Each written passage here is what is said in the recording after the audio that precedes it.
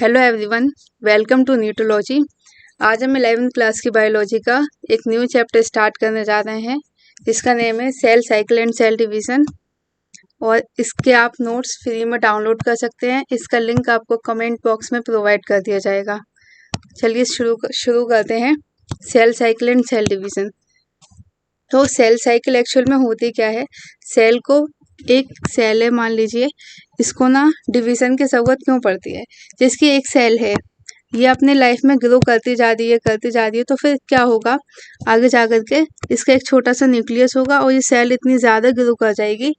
आपको पता होगा जैसे न्यूक्लियस और सेल मेम्ब्रेन के बीच में, ये सेल की मेम्ब्रेन है और ये इसका न्यूक्लियस है। तो इसके बीच में क्या होता है? यहाँ साइटोप्लाज्म होता है। तो साइटोप्लाज्म क्या करता है? सेल की सारी एक्टिविटीज़ को स्टार्ट करता है। इसमें एंजाइम वगैरह प्रेजेंट होते हैं, तो क्या होता है? सेल की एक्टिविटी होती है। और इसका न्यूक्लियस का है, न्यूक्लियस बीच का सेंटर है और ये सब पूरी सेल पर कमांड रखता है। अब क्या होता है? सेल ज़्यादा बड़ी हो जाती है जब, तो न्यूक्लियस का कमांड इसके ऊपर से थोड़ा थोड़ा कम होने लगता है, यानी कि न्यूक्लियस और साइटोप्लाज्मिक रेशियो डिसबैलेंस हो जाता है। तो इस वजह से इस इतनी बड़ी सेल को अब क्या होगा? डिवीज़न की ज़रूरत होगी। तो यही रीज़न है कि सेल डिवाइड करती है और दो छोटे छोटे पार्ट्स में या फिर टू डॉटर सेल्स में डिवाइड हो जाती है। तो एक्चुअल में इसी वजह से नीड होती है सेल को डिवाइड करने की। अब सेल साइकिल है क्या? सेल साइकिल के बारे में डिस्कस करते हैं। ये तो बेसिक मैंने बता दिया कि आपको कि सेल डिवाइड क्यों करती है। अब सेल साइकिल क्या है? ये एक सीक्वेंस होता है उन इवेंट्स का। जैसे कि एक सेल है, सेल क्या करेगी? अपना जो जिसकी इसका न्यूक्लियस है, इसके न्यूक्लियस में क्रोमोसोम प्रेजेंट है। क्रोमोसोम आपको पता होगा ये क्या होता है? बिल्कुल इसका जेनेटिक मटेरियल होता है, यानी कि जीनोम, जो भी जेनेटिक इंफॉर्मेशन होती है वो क्रोमोसोम के अंदर ही प्रेजेंट होती है। तो फिर ये क्या करेगी? अपने जीनोम को सिंथेसिस करेगी, अपने सेल ऑर्गेनेल्स हैं उनको डुप्लीकेट करेगी और इनका फर्दर सिंथेसाइज करेगी। तो सेल साइकिल में क्या है? Sequence of event. ये सब एनसीईआरटी की लाइन से और एनसीईआरटी से पूरा लिया गया है। तो आप देख सकते हैं एनसीईआरटी में भी आपको ना इसको पढ़ने से पहले या फिर इसको पढ़ने के बाद में आपको एनसीईआरटी ज़रूर पढ़नी है, तो आपके सारे क्वेश्चंस बनते चले जाएंगे नीट लेवल के। चलिए फिर स्टार्ट कर लेते हैं। अभी क्या है? Sequence of event by which a cell duplicate its genome, यानी कि एक ऐसा सीक्वेंस है जिसमें एक सेल अपने जीनोम को डुप्लीकेट करती है and synthesize the other constituent of the cell, यानी कि इसके जो भी जैसे माइटोकॉन्ड्रिया है और सेल ऑर्गेनेल्स हैं, सेल के अंदर जितने भी इसके कॉन्स्टिट्यूएंट प्रेजेंट है या फिर सेल ऑर्गेनेल्स प्रेजेंट है, तो उसको उसकी सिंथेसिस करेगी एंड बाद में क्या करेगी? ये eventually divide into two daughter cell. फिर ये क्या होगा? दो डॉटर सेल में डिवाइड हो जाएगी। जैसे मैंने आपको ये बताया, तो ये सेल की टू डॉटर सेल हैं, तो ये दो डॉटर सेल है, इसमें ये डिवाइड हो गई। तो ये एक पूरा सीक्वेंस होता है सेल साइकिल। अब आगे क्या है? ये इम्पोर्टेंट है, एनसीईआरटी का ही है सब कुछ। तो ह्यूमन सेल डिवाइड करती है 24 आवर्स में और ईस्ट की सेल होती है वो 90 मिनट में डिवाइड कर जाती है।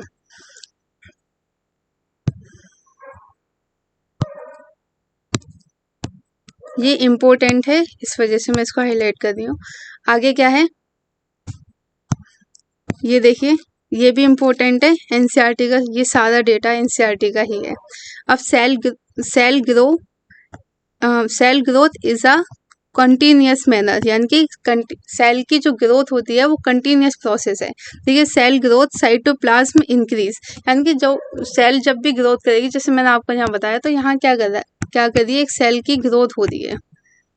ये सेल क्या कर रही है? ग्रोथ कर रही है। तो इसका क्या हो रहा है? आप देख रहे हैं कि यहाँ पे साइटोप्लाज्म इंक्रीज हो रहा है। जब इसका साइटोप्लाज्म इंक्रीज हो रहा है तभी इसको डिवीजन की जरूरत पड़ रही है।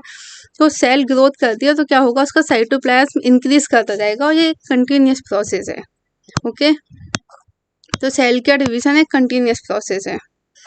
आगे क्या है? अब हम पढ़ लेते हैं phases of cell cycle. Cell cycle की फेज, दो मेन फेज हैं सेल साइकिल की। नंबर 1 इंटरफेज और सेकंड है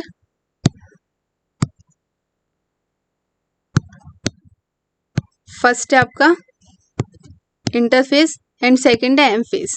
ठीक है, अब इंटरफेस पढ़ लेते हैं। इंटरफेस में क्या होता है, तो इंटरफेस क्या है, ये रेस्टिंग फेज है, यानी कि इंटरफेस एक ऐसी स्टेट है जहाँ पे एक सेल क्या करती है, रेस्ट करती है। तो ये एक सेल की रेस्टिंग फेज है इंटरफेस। जैसे ये सेल है, इंटरफेस में अगर ये सेल होगी तो फिर ये क्या कर रही होगी, उस वक्त रेस्ट कर रही होगी। और रेस्ट ऐसा नहीं है कि वो कुछ काम ही नहीं कर रही है, तो रेस्टिंग के टाइम पे भी ये कुछ ना कुछ करती है। जैसे कि cell is preparing for division, cell division के लिए प्रिपेयर हो रही होगी। वो cell growth and and DNA replication in an orderly manner, यानी कि ये क्या करेगी, प्रिपेयरिंग करेगी, डिवीजन के लिए प्रिपेयर होती जाती है और क्या करती है, ग्रोथ करती है, डीएनए और अपनी ग्रोथ करती है और डीएनए को रेप्लिकेट करती है। डीएनए रेप्लिकेशन एक इम्पोर्टेंट टर्म है इन अ ऑर्डरली मैनर। तो फिर ये रेस्टिंग फेज तो है, लेकिन सबसे ज़्यादा वर्क समझ लीजिए, मतलब अपने आप को प्रिपेयर इसी फेज में करती है, यानी कि रेस्टिंग फेज के साथ साथ ये प्रिपेयरिंग फेज भी है, एक सेल की ये प्रिपेयरिंग फेज भी है। ओके, इसके बाद में more than 95% duration of cell cycle, यानी कि सेल साइकिल की जो भी ड्यूरेशन है, तो 95% ड्यूरेशन सेल साइकिल की इसी इंटरफेस में ही जाती है। तो इसलिए इंटरफेस एक काफ़ी इम्पोर्टेंट फेज है, जिसमें क्या करती है, एक सेल प्रिपेयर करती है खुद को सेल डिवीज़न के लिए, जिसमें सेल क्या करेगी, cell is preparing for division both and cell growth करेगी और डीएनए का एप्लीकेशन करेगी। ओके, और ये 95% से भी ज़्यादा टाइम इंटरफेस में लग जाता है। ओके, इसके बाद में एक दूसरी फेज है, नंबर 1 तो इंटरफेज है एंड सेकंड है आपकी एम फेज। एम फेज को हम माइटोटिक फेज भी कहते हैं। तो इसमें क्या होता है, माइटोटिक फेज में एक्चुअल सेल डिवीजन फेज। अब यहाँ पे क्या करेगी, सेल डिवाइड करेगी। इंटरफेस में क्या कर रही थी, सेल अपने आप को प्रिपेयर कर रही थी डिवीजन के लिए। और एम फेज क्या है, एम फेज वो टाइम है जहाँ पे ये डिवाइड कर जाएगी। जैसे आप मान सकते हैं, जैसे कि आप पूरी साल किसी एग्जाम की तैयारी करते हैं, तो वो आपका इंटरफेस में आएगा, क्योंकि आप अपने आप को प्रिपेयर कर रहे हैं एक रेस्ट में रख करके। और एम फेज जब आएगी, जिस दिन आप एग्जाम देंगे, तो वो आपका एम फेज कहलाएगा। जैसे एक एग्जाम्पल के तौर से मान सकते हैं, तो एक्चुअल में आप जब एग्जाम लिखेंगे अपना, तो फिर वो एम फेज में इंक्लूड होगा, क्योंकि सेल इस फेज में क्या करेगी, एक्चुअल में डिवाइड करेगी। ओके, सेल क्या करेगी, एक्चुअल में डिवाइड करेगी इस फेज में। आगे क्या है, ये है start with nuclear division and with cytoplasmic division, यानी कि ये एम फेज कहाँ से स्टार्ट होती है, न्यूक्लियर डिवीजन से स्टार्ट होती है और एंड होती है साइटोप्लाज्मिक डिवीजन पर। तो ये इम्पोर्टेंट लाइन है, आप इसको अच्छे से याद रखिएगा। अब इंटरफेस की हम डिटेल पढ़ते हैं। वैसे इंटरफेस के बारे में हमने पढ़ लिया, इंटरफेस क्या होती है। अब इसकी डिटेल्स जानेंगे कि इंटरफेस की फर्दर कौन कौन सी फेज हैं। इंटरफेस में देखिए, जैसे G1 फेज आएगा, इसको हम गैप 1 भी कहते हैं। एस फेज आएगी, एस फेज को सिंथेसाइजिंग फेज कहते हैं। एंड G2 फेज है, G2 को गैप 2 फेज कहते हैं। आप ये एक डायग्राम के थ्रू देखिएगा, ये सेल साइकिल का डायग्राम है, आप इसमें देखिएगा। जिसकी ये एक इंटरफेस है, ये एरो आपको इंडिकेट कर रहा है कि 95% से भी ज़्यादा टाइम इसमें ज़्यादा है। 95% से ज़्यादा टाइम आपका इंटरफेस लेता है। इंटरफेस में आपका क्या है, सेल ग्रोथ कर रही है। देखिए G1 है, इसमें G1 phase and S phase, then G2 phase. Okay, G1 क्या है, सेल इसमें ग्रोथ करेगी एंड एस फेज में डीएनए रेप्लिकेशन होगा, जो हम आगे भी पढ़ेंगे।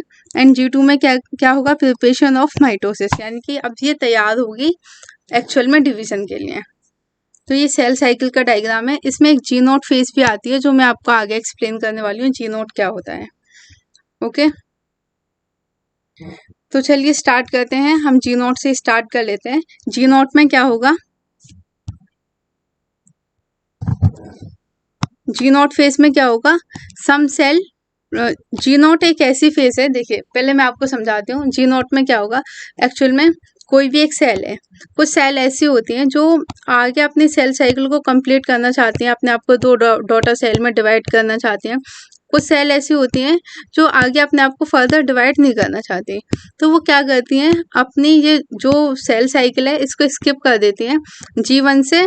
फिर ये क्या करती हैं, G1 फेज को कंप्लीट करके एग्जिट कर देती हैं सेल साइकिल को, यानी कि सेल साइकिल से ये बाहर निकल जाती हैं और ये G0 में आकर के रुक जाती हैं। अब जो भी सेल अगर G0 में होगी तो इसका मीन्स ये नहीं है कि अब वो आगे फर्दर स्टार्ट नहीं कर सकती अपनी सेल साइकिल, नहीं, ये स्टार्ट कर सकती है।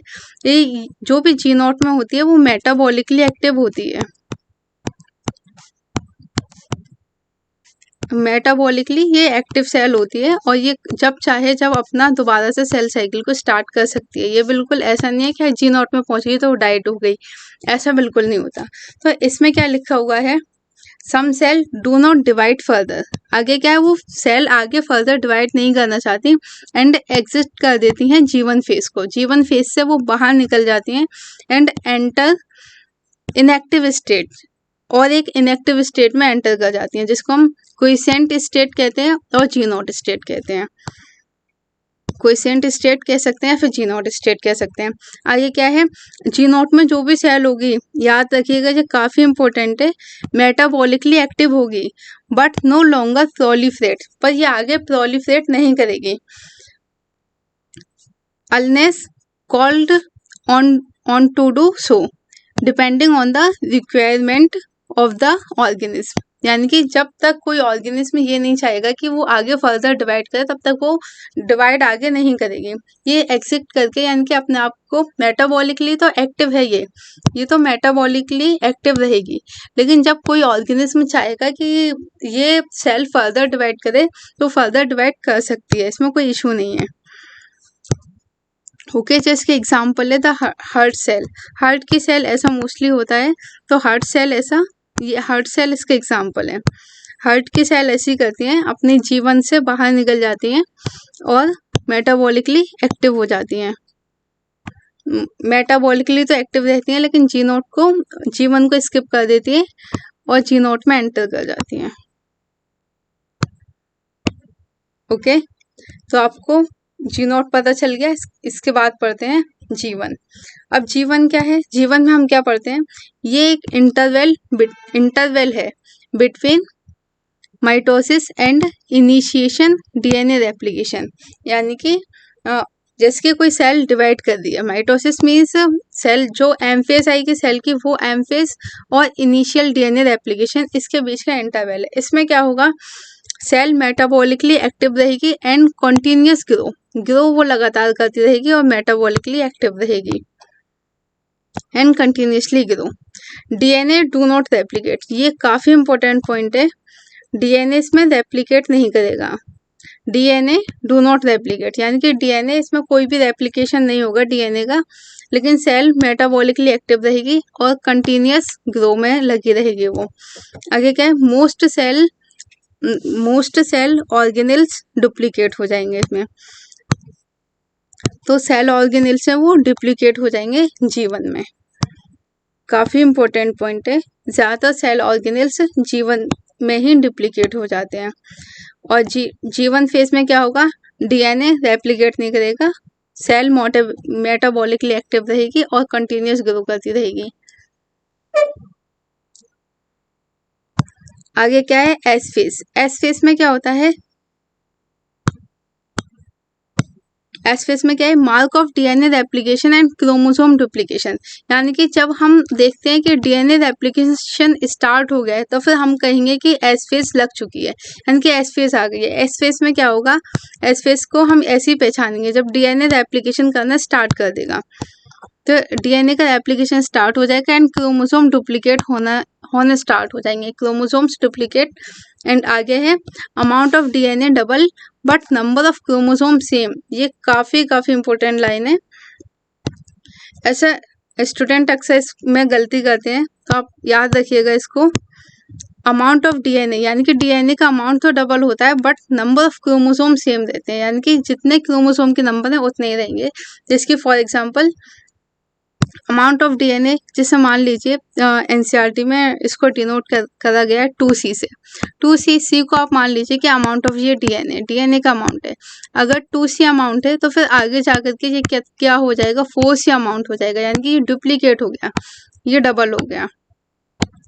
बट नंबर ऑफ क्रोमोसोम, जैसे कि क्रोमोसोम के नंबर की हम बात करें, क्रोमोसोम नंबर अगर किसी सेल में 2 है क्रोमोसोम नंबर, तो नंबर उसका 2 ही रहेगा, उसका नंबर 4 नहीं होगा, ये डबल नहीं होता। क्रोमोसोम नंबर सेम रहेगा, ठीक है, लेकिन अमाउंट ऑफ डीएनए डबल हो जाएगा। अमाउंट ऑफ डीएनए इस तरीके से डबल होता है, जैसे कि मान लीजिए एक न्यूक्लियस में क्रोमोसोम इस तरीके से पड़े होते हैं, कंडेंस फॉर्म में इस तरीके से क्रोमोसोम पड़े होते हैं।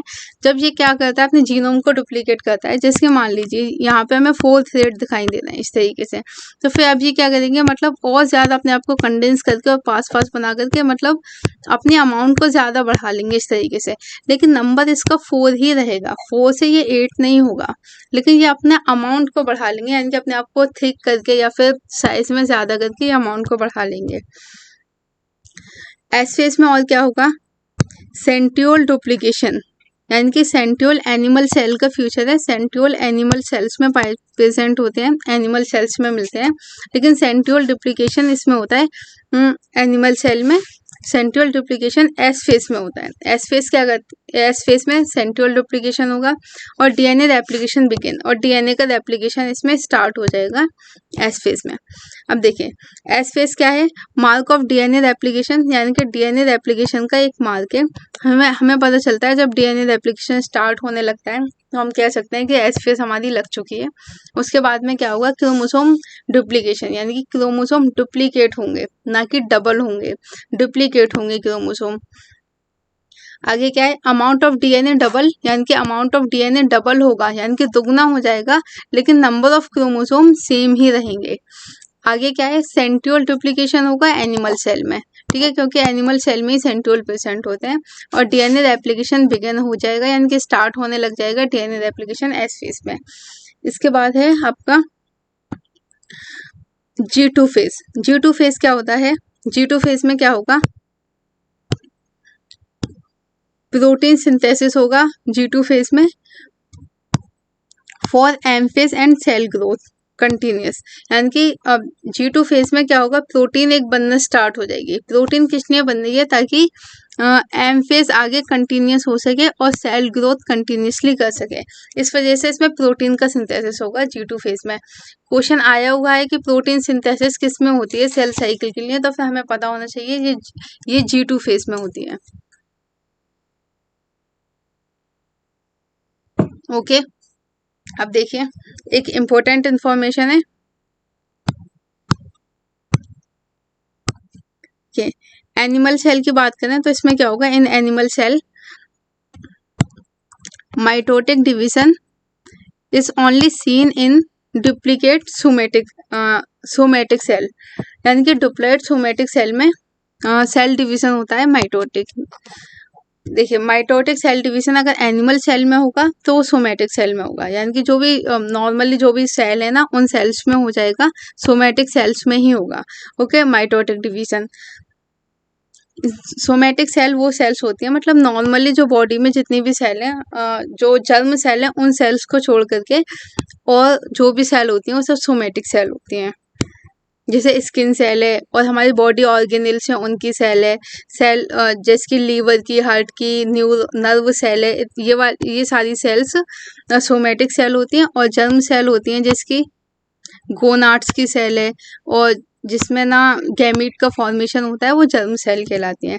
तो जितनी भी सोमेटिक सेल होंगी उसमें माइटोटिक डिवीजन होगा एनिमल्स के केस में। अब प्लांट्स के केस में क्या होगा, प्लांट्स में क्या होगा, प्लांट्स में show mitotic division in both haploid and diploid cell, यानी कि जो हैप्लॉइड सेल होंगे उसमें भी माइटोटिक डिवीजन शो हो सकता है और जो डिप्लॉइड सेल हैं उनमें भी माइटोटिक डिवीजन शो हो सकता है। लेकिन एनिमल के केस में सिर्फ डिप्लॉइड सेल यानी कि जो सोमेटिक सेल होती हैं वही डिप्लॉइड सेल होती हैं और उसी में ही ये होगा, माइटोटिक सेल डिवीजन उसी में ही होगा। ओके, ये इम्पोर्टेंट इन्फॉर्मेशन है, तो ये पता होना चाहिए कि एनिमल सेल्स में डिप्लॉयड सेल में होता है और प्लांट सेल की पोस्ट सेल में हो जाएगा, हैप्लॉयड एंड डिप्लॉयड दोनों सेल्स में। ओके, इसके बाद एम फेस, एम फेस की बात करते हैं। तो एम फेस क्या है, ये एनसीईआरटी की लाइन है एक, तो ये मोस्ट ड्रामेटिक पीरियड, यानी कि एनसीईआरटी ने खुद इसको लिखा है मोस्ट ड्रामेटिक पीरियड है, यानी कि इसमें काफ़ी सारी चीज़ें होती हैं, तो इसलिए इसको एनसीईआरटी ने मोस्ट ड्रामेटिक पीरियड बताया है सेल साइकिल का। आगे क्या है, इसमें क्या होगा, क्रोमोसोम नंबर हैं सेम रहेंगे इन पेरेंट एंड डॉटर सेल्स में, क्रोमोसोम नंबर डॉटर सेल में और पेरेंट सेल में सेम ही रहेंगे। जिसकी एक पेरेंट सेल है जिसमें अगर 26 क्रोमोसोम है, तो इसकी जो डॉटर सेल्स बनेंगी तो इसमें भी ना 26 क्रोमोसोम ही आएंगे। आगे क्या है, इसको इक्वेशनल डिवीजन कहते हैं। इक्वेशनल डिवीजन समझ तो आया होगा कि किस वजह से कहते हैं, क्योंकि नंबर ऑफ क्रोमोसोम इक्वल ही है पेरेंट और एनिमल सेल में। Okay, sorry, parent cell and daughter cell में इक्वल क्रोमोसोम है।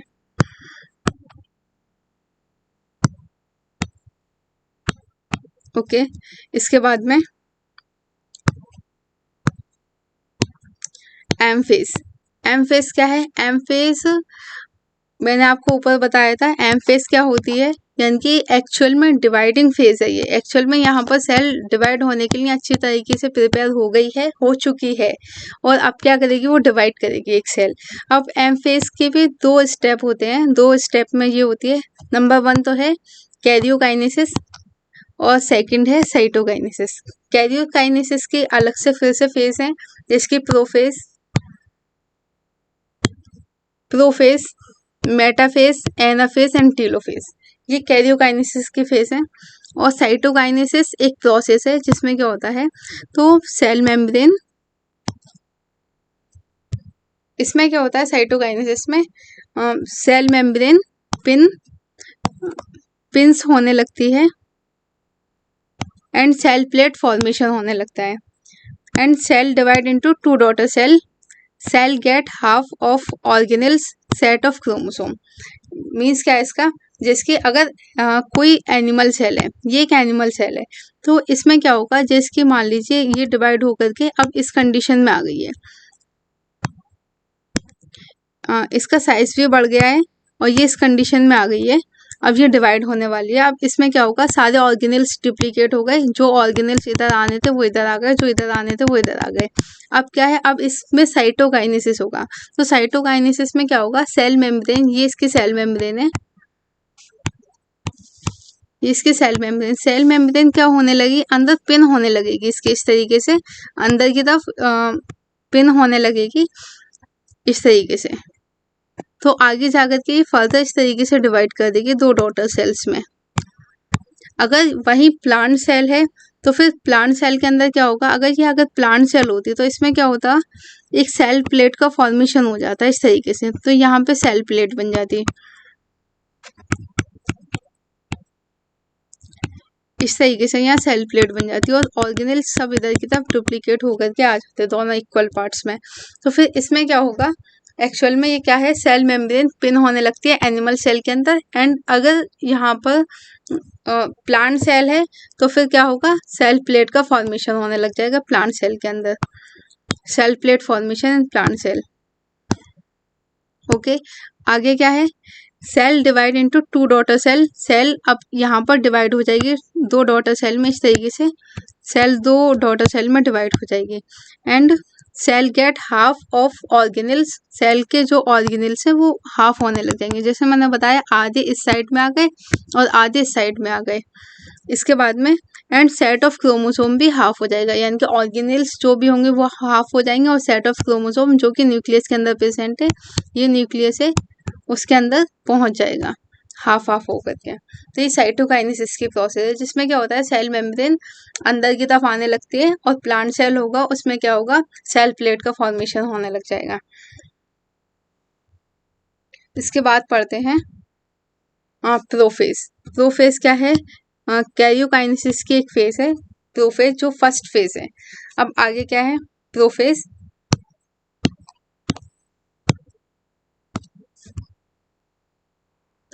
प्रोफेज में एक्चुअली क्या है,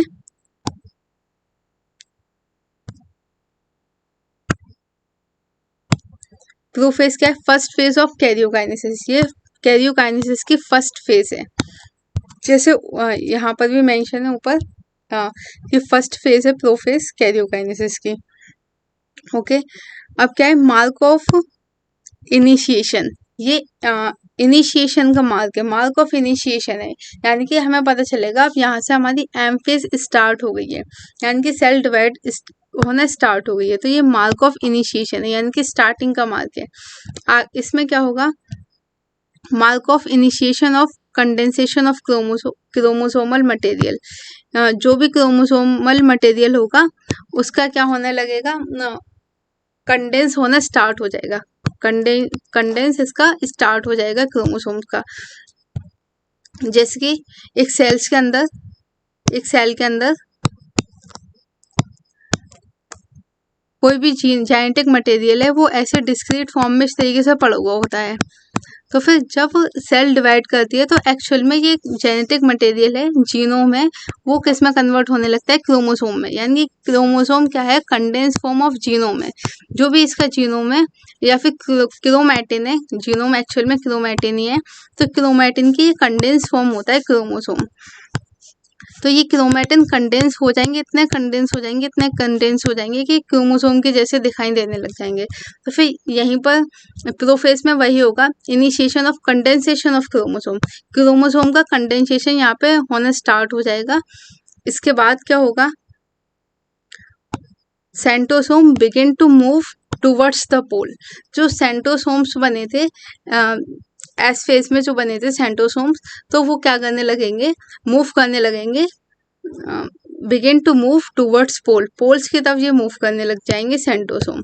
तो प्रोफेज में इतना होगा, पहले क्या होगा, स्टार्ट होने लग जाएगा जेनेटिक, जो भी इसका क्रोमोसोमल मटेरियल है वो कंडेंस होना स्टार्ट हो जाएगा, और सेंट्रोसोम है वो पोल्स की तरफ मूव करना स्टार्ट कर जाएंगे। आगे क्या है, जैसे प्रोफेज कब कंप्लीट हुई, तो हमें पता तो चलना चाहिए कि हमारी इस पॉइंट पे आकर के प्रोफेज कंप्लीट हो गई। नहीं, हम पहचान ही नहीं पाएंगे ये कब कंप्लीट हो गई, कब कहाँ कंप्लीट हो गई। तो फिर इसका मार्क ऑफ कंप्लीशन होता है। तो मार्क ऑफ कंप्लीशन हम पढ़ेंगे तो फिर इसमें क्या होगा, chromosomal material condense to form compact chromosome. तो जो भी क्रोमोसोमल मटेरियल है तो इतना ज़्यादा कंडेंस हो जाएगा कि वो अब क्रोमोसोम बन जाएगा। यानी कि जिस तरीके से ये इसका मटेरियल है क्रोमोसोमल मटेरियल, तो कंडेंस होकर के क्रोमोसोम के रूप में बन जाएगा। आगे क्या होगा, chromosome are seen to be composed of two chromatid attach together at the centromere. तो इसमें क्या होगा, chromosome are seen to be composed of two chromatid, यानी कि ये क्रोमोसोम है टू क्रोमेटिड की तरह दिखाई देने लग जाएंगे, जैसे कि ये मैंने आपको बना करके दिखाया है। इसके बाद में attach together at the centromere. अब ये सेंट्रोमियर से अटैच होना स्टार्ट हो जाएंगे। इसके बाद है सेंट्रोमियर क्या होगा, आउट माइक्रोट्यूब्यूल्स, यानी कि सेंट्रोमियर्स में से माइक्रोट्यूब्यूल्स बाहर निकलने लग जाएंगी, और जिसको हम एस्ट्रल रेस कहते हैं। ये इंपॉर्टेंट है, एस्ट्रल रेस।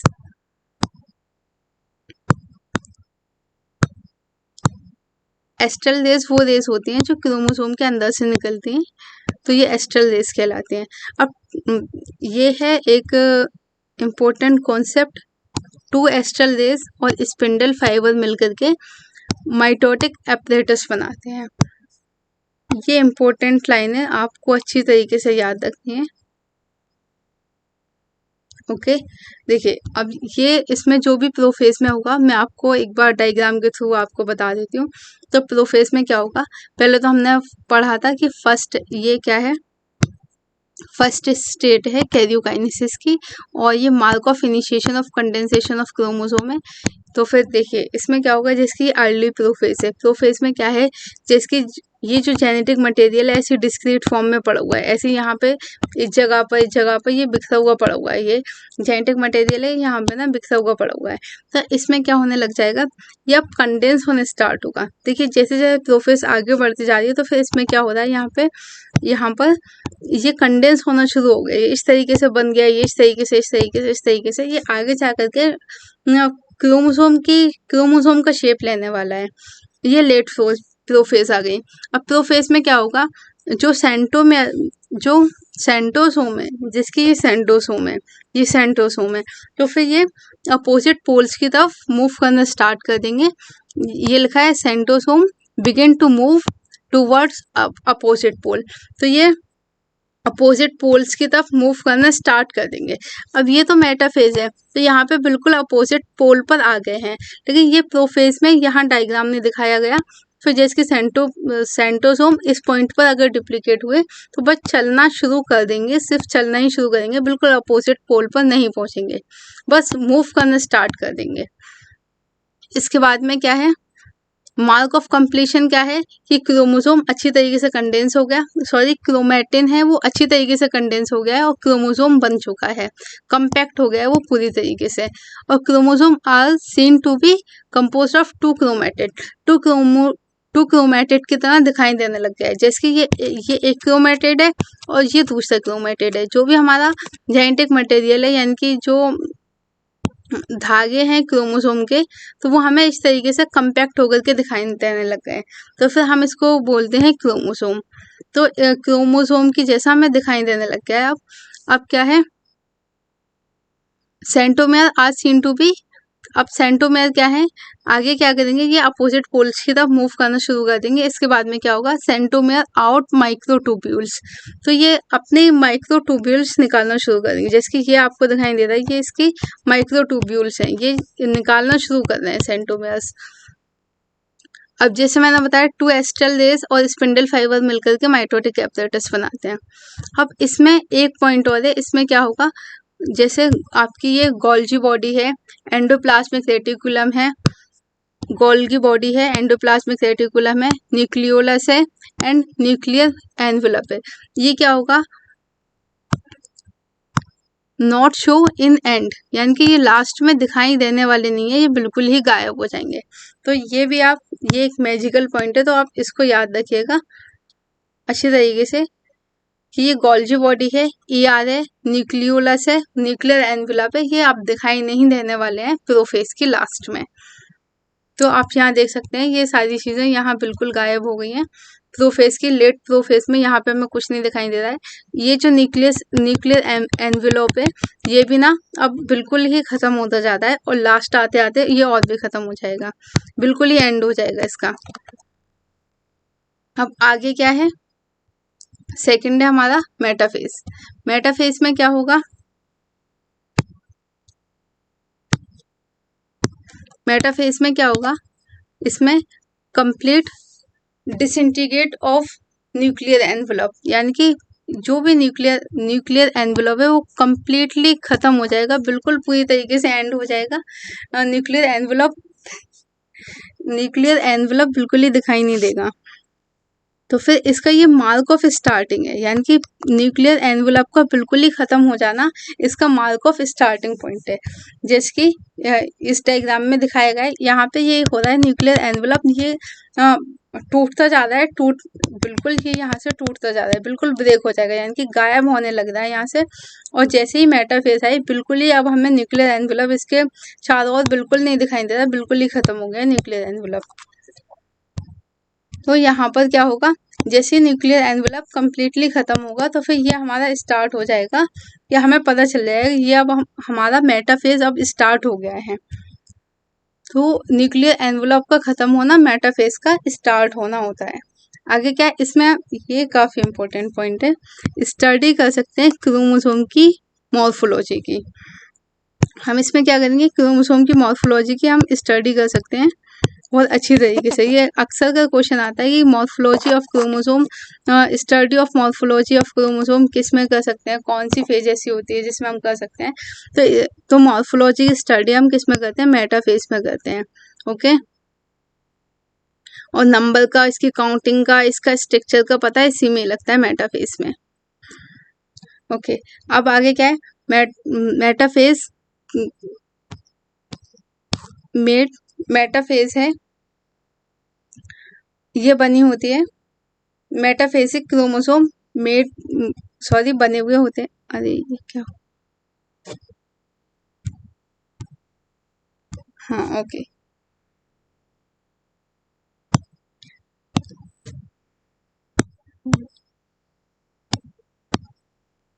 मेटाफेज के जो क्रोमोसोम है वो बने होते हैं टू सिस्टर क्रोमैटिड के, क्योंकि एक क्रोमोसोम टू सिस्टर क्रोमैटिड, जैसे कि ये इस तरीके से ये हम बनाते हैं, ये हमारा क्रोमोसोम है, लेकिन इस एक क्रोमोसोम में हम कहते तो हैं ये एक क्रोमोसोम है, लेकिन ये एक्चुअल में दो सिस्टर क्रोमैटिड है, ये एक सिस्टर क्रोमैटिड है, इसका ये सेकंड सिस्टर क्रोमैटिड है, तो फिर जो एक क्रोमोसोम हमारा होता है वो दो सिस्टर क्रोमैटिड का बना हुआ होता है।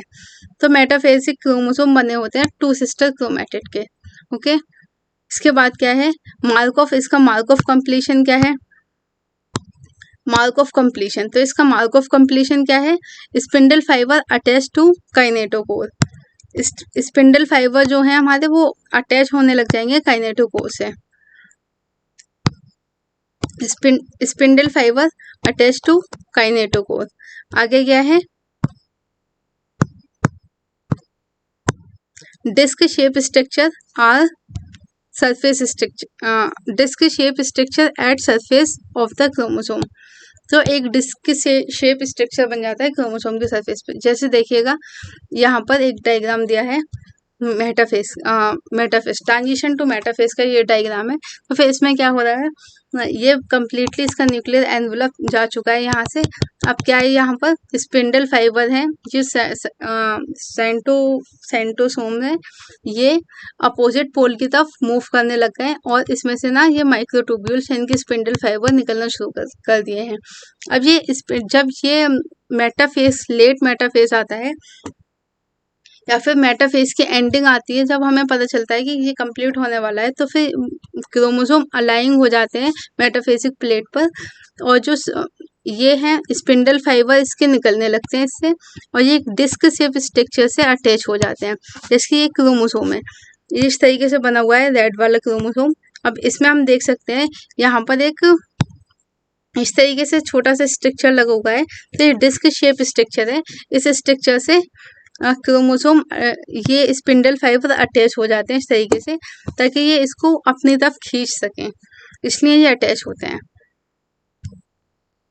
इसके बाद क्या है, डिस्क शेप स्ट्रक्चर सरफेस से अटैच हो जाएगा, तो फिर ये हमें पता चल जाता है कि यहाँ पे अब कंप्लीट होने वाला है।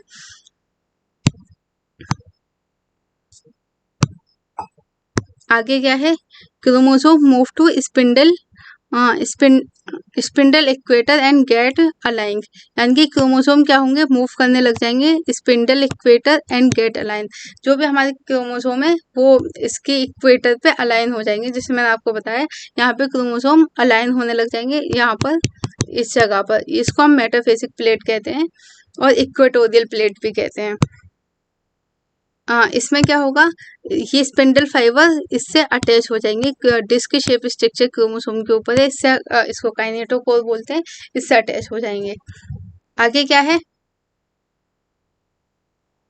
Chromosome move to the spindle equator and get aligning along metaphasic plate, और ये मेटाफेसिक प्लेट की तरफ अलाइंग हो जाएंगे through the spindle fibre to both pole, spindle fibre के द्वारा, जैसे स्पिंडल फाइबर दोनों पोल्स पर होते हैं इस तरीके से ये अलाइन हो जाएंगे मेटाफेसिक प्लेट पे।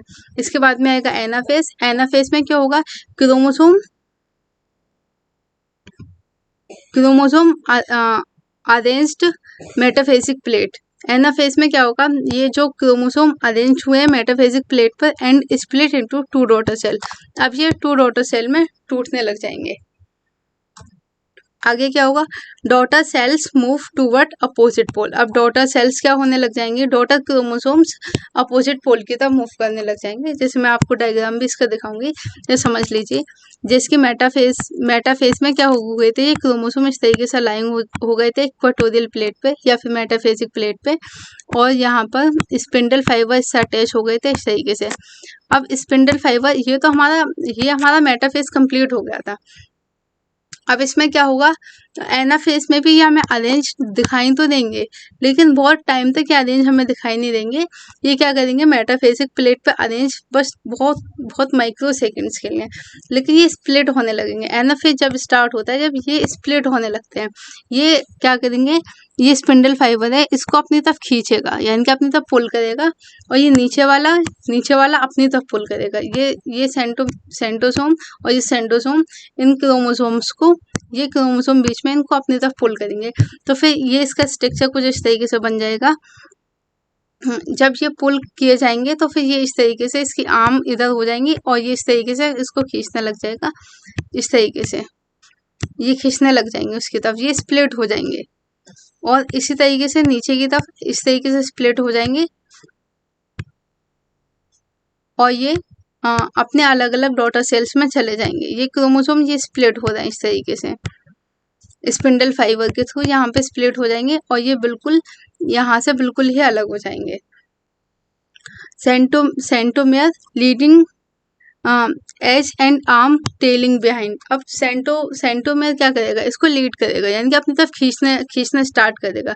जब ये खींचना स्टार्ट करेगा तो इसकी आर्म जो है वो टेलिंग बिहाइंड, यानी कि ये आर्म पीछे की तरफ रह जाएंगी, और इसका जो काइनेटोकोर वाला पोर्शन है, ये बीच वाला पोर्शन है, ये ना ऊपर की तरफ हो जाएगा। ये जैसे अपर की तरफ दिखाई देता है, ये ऊपर की तरफ हो जाएगा, और ये आर्म है इसकी वो टेलिंग बिहाइंड, यानी कि पीछे की तरफ रह जाएंगे थोड़ी। और इसका मार्क ऑफ कंप्लीशन क्या है, मार्क ऑफ कंप्लीशन में क्या होगा, centromere split and chromatid separate. इसका सेंटोमेयर स्प्लिट हो जाएगा, centromere split and chromatid separate होने लग जाएगा। इसके बाद में chromatid move toward opposite pole, तो क्रोमेटेड अपोजिट पोल की तरफ मूव करने लग जाएंगे, जैसे इसमें दिखाया हुआ है कि जो क्रोमेटेड है वो अपोजिट पोल की तरफ मूव कर रहे हैं इस तरीके से। अब डायग्राम में देख लीजिए, ये तो मेटाफेज हमारा कंप्लीट हो गया। इसके बाद में जब एनाफेज लगा तो फिर स्पिंडल फाइबर ने इन क्रोमोसोम्स को अपनी तरफ इस तरीके से पुल किया। पुल करने से क्या हुआ, इनकी जो आर्म है वो टेलिंग बिहाइंड यानी पीछे की तरफ रह गई, और इसमें इसके पीछे की तरफ इसकी इस तरीके से आ गई, और इसकी इधर आ गई। अब क्या होगा आगे, ये एनाफेज का कंप्लीशन है। अब ये बिल्कुल ही अलग हो जाएगा इससे, और ये जो भी ये हमारा जेनेटिक जो मटेरियल है, जीनोम है सेल का, इंफॉर्मेशन कलेक्ट करने वाला जीनोम, अब ये एक न्यूक्लियस की फॉर्म में आ जाएगा, और न्यूक्लियस के ऊपर एक न्यूक्लियर एनवेलप भी प्रेजेंट हो जाएगा। अब इसके बाद में जो टीलोफेज आएगा, अब टीलोफेज पढ़ लेते हैं, इसके बाद में और इस डायग्राम को कंप्लीट एक्सप्लेन कर दिया जाएगा। ये एनाफेज कंप्लीट हो गया, यहाँ पर एनाफेज कंप्लीट हुआ। अब इसके बाद में टीलोफेज पढ़ते हैं, तो टीलोफेज में क्या होगा, फाइनल स्टेज ऑफ कैरियोकाइनेटिक। ये फाइनल स्टेज है कैरियोकाइनेसिस की। इसमें क्या होगा, chromosome reach to pole, chromosome reached at pole, poles की तरफ पहुंच जाएंगे, एंड डिकंडेंस होने लग जाएंगे, एंड लॉस देयर इंडिविजुअलिटी। यानी कि इसमें क्या होगा, ये फाइनल स्टेज तो है, इसमें क्या होगा, क्रोमोसोम अपोजिट पोल्स की तरफ पहुंच जाएंगे, जैसे कि इसमें दिखाया हुआ है क्रोमोसोम बिल्कुल अपोजिट पोल्स पर पहुंच गए हैं। तो यही टीलोफेज यहीं से स्टार्ट हो जाती है, जब ये कम्प्लीटली अपोजिट पोल की तरफ पहुंच जाएंगे। और इसमें क्या होगा आगे, कि क्रोमोसोम जो होंगे वो डिकंडेंस होना स्टार्ट हो जाएंगे। जब हमारी ये सेल साइकिल की प्रोफेज स्टार्ट हुई थी, प्रोफेज के बाद मेटाफेज आई थी, तो प्रोफेज में क्या हुआ था, जब मतलब सेल डिवाइड नहीं करना चाहिए थे, तब ऐसे ही करके उसका जेनेटिक मटेरियल पड़ा हुआ था। लेकिन जैसे ही प्रोफेज आए तो कंडेंस होना स्टार्ट हुआ, थोड़ा सा स्टार्ट किया कंडेंस होना, और जब प्रोफेज का खत्म होना था, तब ये जो क्रोमेटेड है वो इस तरीके से आ गए, यानी कि मोर कंडेंस फॉर्म में आ गए। और जब मेटाफेज आई तब ये पूरा क्रोमोसोम इस तरीके से बन चुका था। और एनाफेज आई तब इसमें इसकी स्प्लिटिंग हो गई, ये इधर पहुंच गया, ये इधर पहुंच गया, इस तरीके से स्प्लिट हो गया। अब इसके बाद में क्या होगा, तो ये मेटाफेज के अंदर ये क्रोमोसोम लग रहा था कि हाँ ये इंडिविजुअल क्रोमोसोम है, लेकिन जब एनाफेज के बाद में स्प्लिट हो गया ये, और फिर जब टीलोफेज आएगी एनाफेज के बाद में, तो फिर ये फिर वापस से इसी तरीके से कंडेंस फॉर्म, वो बिखरे हुए फॉर्म में आ जाएंगे, डिस्क्रीट फॉर्म में। तो आप अपनी इंडिविजुअलिटी खो देंगे, यानी कि अब हम पहचान नहीं पाएंगे ये क्रोमोसोम से इस तरीके से बन गया। तो फिर इसी में यही लिखा है कि लॉस देयर इंडिविजुअलिटी, या अपनी इंडिविजुअलिटी को खो देंगे। Individual chromosome can no longer to be seen, यानी कि जो हमें इंडिविजुअल क्रोमोसोम हमें यहाँ दिखाई देता है, यानी कि खुद एक अकेला हम क्रोमोसोम देखना चाहें तो फिर हम इसको मेटाफेज में अच्छी तरीके से देख सकते हैं, और मेटाफेज में इसकी स्टडी भी हम अच्छी कर सकते हैं। अब इसके बाद में क्या होगा कि जब एनाफेज के बाद में टीलोफेज आएगी तो फिर हम पहचान नहीं पाएंगे इसको बिल्कुल भी। ये बिल्कुल ही हमें इसमें लिखा है क्रोमोसोम की जो एकाग्रता है, यानी कि एक इंडिविजुअलनेस है उसकी ज़्यादा लंबे समय तक नहीं रह पाएगी, वो फिर डिस्क्रीट होने लग जाएगा। अब हमें पता कैसे चलेगा कि टीलोफेज कंप्लीट होने वाली है, तो फिर इसमें क्या होगा, मार्क ऑफ कंप्लीशन में क्या होगा, क्रोमोसोम क्लस्टर, यानी क्रोमोसोम का जो क्लस्टर है at opposite pole and identity is loss, और ये क्या करेंगे, अपोजिट पोल्स की तरफ मूव करेंगे और अपनी आइडेंटिटी को लॉस कर देंगे। अब न्यूक्लियर एनवलप है, न्यूक्लियस का एनवलप है वो क्या करेगा, डेवलप होना शुरू हो जाएगा न्यूक्लियस के चारों ओर, and nucleolus, Golgi body and ER ये रिफॉर्म हो जाएंगे। एक्चुअल में होता क्या है, जो टीलोफेज है वो हमारा प्रोफेज का बिल्कुल अपोजिट होता है, तो मैंने इसी वजह से प्रोफेज को इसके नीचे लिखा हुआ है, टीलोफेज को प्रोफेज के नीचे लिखा हुआ है, क्योंकि ये बिल्कुल अपोजिट है। यहाँ पे हमने पढ़ा था कि ये गोल्जी बॉडी है, ईआर है, न्यूक्लियोलस है, न्यूक्लियर एनवलप है, ये शो नहीं होंगे इसके लास्ट में। अब इसमें क्या होगा, जब टीलोफेज आएगा तो टीलोफेज में क्या होगा, न्यूक्लियर एनवलप डेवलप हो जाएगा अराउंड क्रोमोसोम के अराउंड न्यूक्लियर एनवलप डेवलप हो जाएगा, एंड न्यूक्लियोलस, गोल्जी बॉडी और ये ईआर दोबारा से रिफॉर्म हो जाएंगे। तो फिर ये बिल्कुल अपोजिट होता है इसका, प्रोफेज का अपोजिट होता है टीलोफेज। जो इसमें होते हैं प्रोफेज में, जो प्रोफेज में नहीं होते वो इसमें वापस आने लगते हैं टीलोफेज में। ओके, इसके बाद है साइटोकाइनेसिस। साइटोकाइनेसिस क्या है, साइटोकाइनेसिस में साइटोकाइनेसिस अभी क्या है, it is division of cytoplasm and the at the end of cell division get complete. ये क्या है, अब साइटोप्लाज्म का डिवीजन होगा जब सेल डिवीजन कंप्लीट हो जाएगी। अब यहाँ तो हमारी सेल डिवीजन कंप्लीट हो गई, लेकिन ये सेल अभी कंप्लीटली डिवाइड नहीं हुई है, सिर्फ इसके जो ऑर्गेनेल्स हैं वो डुप्लीकेट हो गए, क्रोमोसोम में एक मतलब इस तरीके से डबल होकर के वो आधा आधा बट गया है, सेल ऑर्गेनेल्स हैं वो आधे आधे बट गए हैं, लेकिन एक्चुअल में सेल अभी दो भाग में भी डिवाइड नहीं हुई है, सेल अभी इस तरीके से हमें विजिबल होगी। अब इसका साइटोकाइनेसिस जब होगी, वो एक्चुअल प्रोसेस जो मैं आपको बता भी चुकी हूँ, साइटोकाइनेसिस, इसमें क्या होगा, अब इसका साइटोप्लाज्म डिवाइड होगा, जब इसका साइटोप्लाज्म डिवाइड होने लग जाएगा तो इसमें क्या होगा, जब हम मानेंगे कि सेल डिवीजन गेट कंप्लीट हो अब हुई है, जब इसका साइटोप्लाज्म डिवाइड होगा। तो साइटोप्लाज्म डिवाइड किस तरीके से होगा वो मैंने आपको पीछे बता दिया है। अगर एनिमल सेल होगी तो फिर उसकी मेम्ब्रेन इसके अंदर पिन करने लग जाएगी, और अगर प्लांट सेल होगी तो बीच में सेल प्लेट का फॉर्मेशन होने लग जाएगा। तो इस तरीके से ये हमारा साइटोकाइनेसिस की प्रोसेस होती है, इसको मैंने पीछे एक्सप्लेन कर दिया है।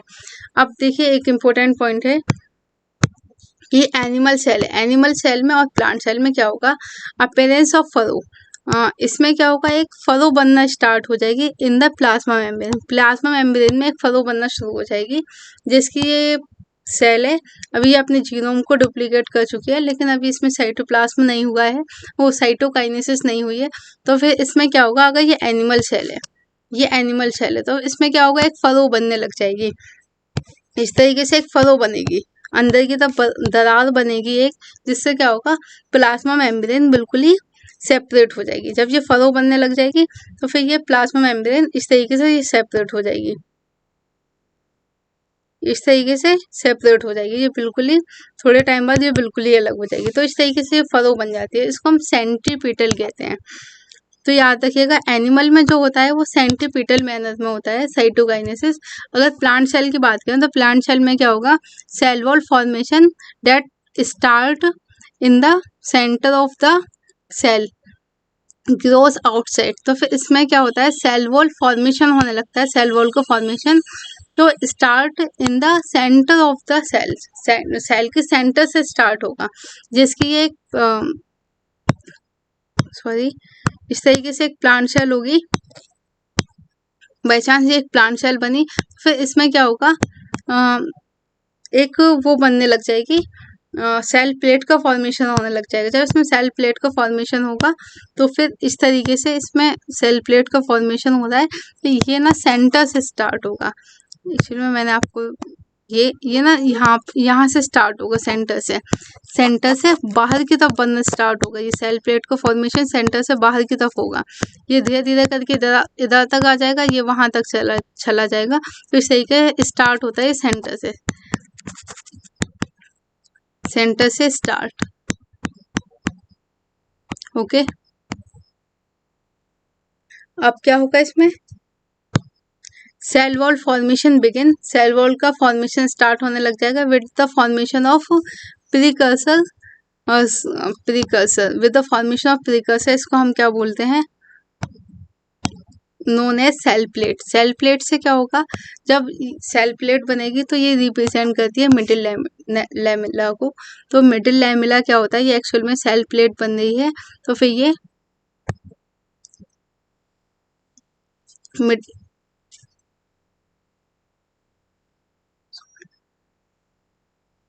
सॉरी 1 मिनट,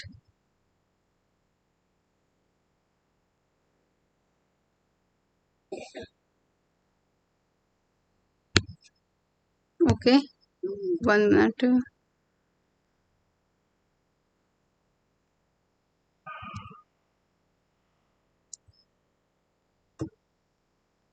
हाँ यहाँ था,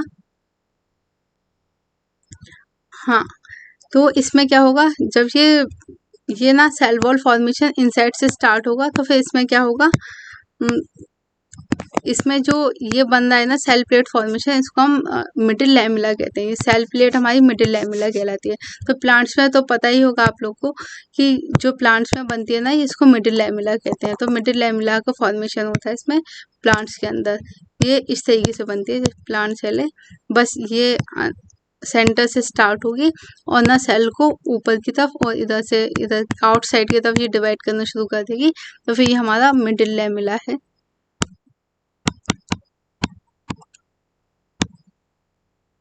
मिडिल लैमेला, ओके।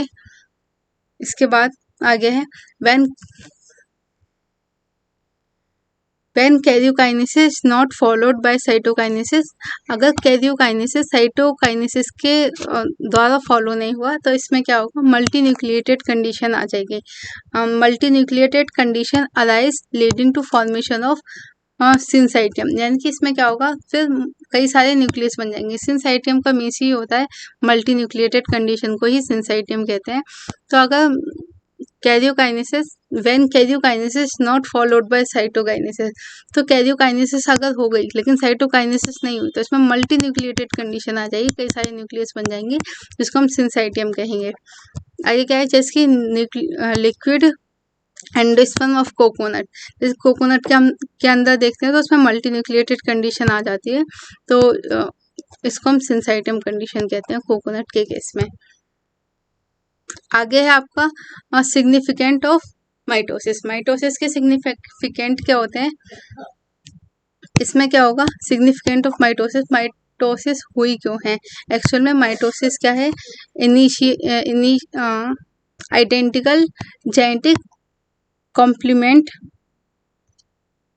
इन डॉटर सेल। यानी कि माइटोसिस हुई इसलिए है क्योंकि एक सेल का जो भी जेनेटिक मटेरियल है वो हाफ हो जाए और उसकी डॉटर सेल में एज इट इज आ जाए, बिल्कुल एज इट इज आ जाए, कोई भी चेंजेस ना हो, तो फिर इसमें आइडेंटिकल जेनेटिक मटेरियल होगा वही पहुंचेगा इसमें।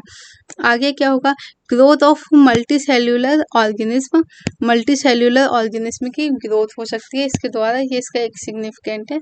और सेल रिपेयर होती है तो फिर ये इसी फॉर्म में रिपेयर होती है, माइटोसिस की फॉर्म में। कोई भी सेल रिपेयर होना चाहिए तो इसी फॉर्म में रिपेयर होगी। आगे क्या है, continuously growth of plant cell through outside their life, यानी कि जो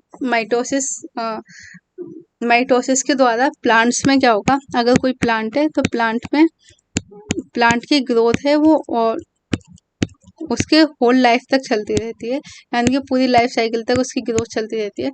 तो इसका रीज़न यही है कि माइटोसिस ही इसकी ग्रोथ करवाती है प्लांट्स के अंदर। आगे क्या है, इन सम लोअर प्लांट, अगर कोई लोअर प्लांट है यानी कि छोटा पौधा है, and in some social plant, social insect, कुछ छोटे पौधे हैं और कुछ सोशल इंसेक्ट है। इसमें क्या होता है, haploid cell also divide by mitosis, जो हैप्लॉइड सेल होती है वो माइटोसिस के द्वारा डिवाइड होती है। ओके, तो फिर ये सोशल इंसेक्ट का क्वेश्चन इम्पोर्टेंट है। सोशल इंसेक्ट का क्वेश्चन आ जाता है कि इसमें ना किस तरीके से सेल डिवीजन होता है, तो फिर हमें ये पता होना चाहिए सोशल इंसेक्ट में माइटोसिस के थ्रू ही सेल डिवाइड करती है। ओके, और कुछ प्लांट्स में, खैर प्लांट के इतना ज़्यादा नहीं पूछा जाता, लेकिन सोशल इंसेक्ट का ज़रूर पूछ लिया जाता है कि इसमें कौन सा डिवीजन होता है, तो इसमें वही माइटोसिस डिवीजन होता है। ओके,